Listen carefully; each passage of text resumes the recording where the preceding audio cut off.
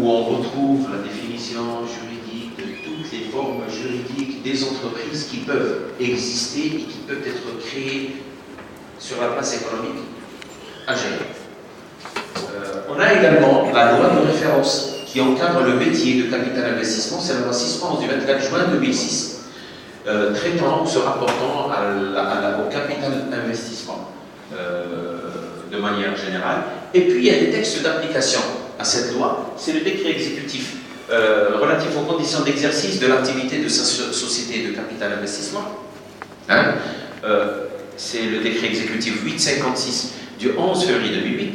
Et puis l'arrêté du 14 mars 2009 définissant les informations à fournir à l'appui du dossier de demande d'autorisation pour l'exercice de l'activité du capital investissement. Chaque métier étant autorisé par une administration ou une autre, les banques, par exemple, elles sont agréées par la commission, le CMC, comment on appelle ça, le Conseil de la monnaie et du crédit, le capital investisseur, il est agréé par le ministre des Finances.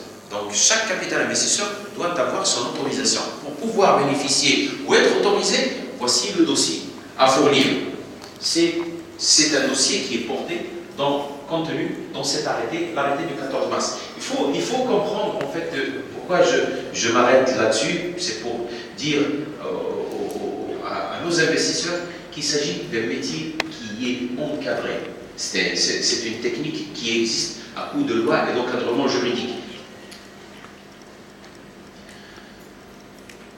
Comme tout métier, il y a des règles prudentielles.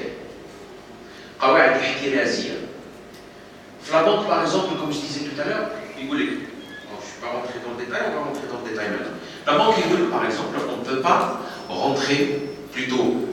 s'engager sur un client à plus de 15%. 15% max de mes fonds propres. Au-delà des 15%, il me faut un rapport d'audit externe, mais en tout état de cause, je ne peux pas dépasser les 25% de mes fonds propres sur un seul client. Par exemple, ça c'est les règles prudentielles d'une banque.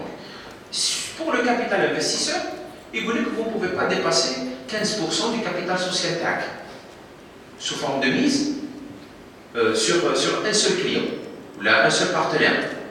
Bon, la banque elle parle de client, nous on parle de partenaire parce que c'est un associé. On reviendra sur les explications qu'il faut. Donc, si le capital est de 1 milliard, on ne peut pas dépasser 150 millions de dinars par participation. Par exemple, une autre règle prudentielle, c'est la position minoritaire significative.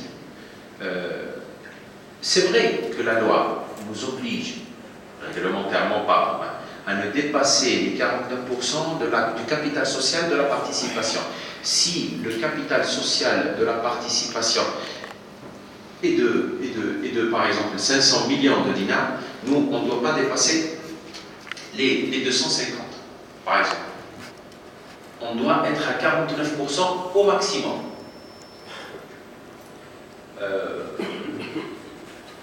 Cela ne veut pas dire qu'on va accepter des positions minoritaires en fait, qui négligent la position du capital investisseur. Quand je suis à 2, 3, 4, 5%, 10%, bon, il me semble que c'est des positions un petit peu, même pour un actionnaire, personne physique, moi je n'aurai pas de poids dans le conseil d'administration, je n'aurai pas de poids à avoir.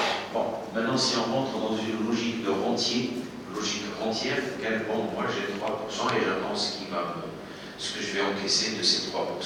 Nous, on n'est pas dans cette logique. On est dans une logique, c'est vrai, de minorité réglementaire